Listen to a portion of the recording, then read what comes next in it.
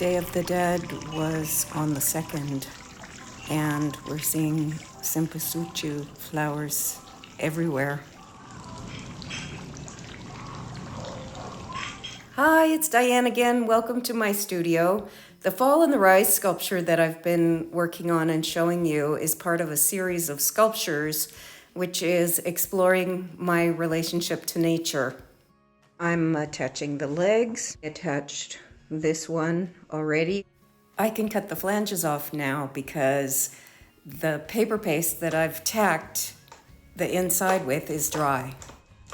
Cool. Now I'm gluing in the second leg. You can see that the back of the leg is already glued and tacked in. Those legs in the back are clamped together with clamps and taped together with masking tape, but not glued yet.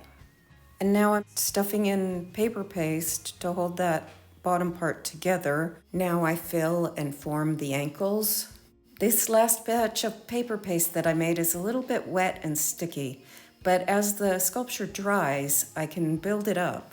Add more paper paste and put a little glue on the top and work it with my fingers and get it really, really smooth.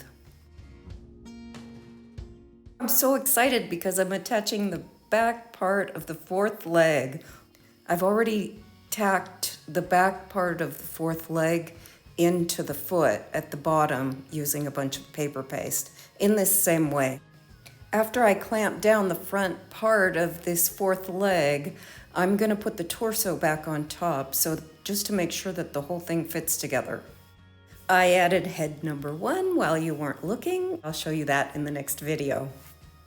So I'm, again, really happy with this. Sharing these videos with you makes me feel like I have company here in the studio. I'd love it if you'd comment or ask any questions that you might have about the techniques in the videos. Thanks for coming along.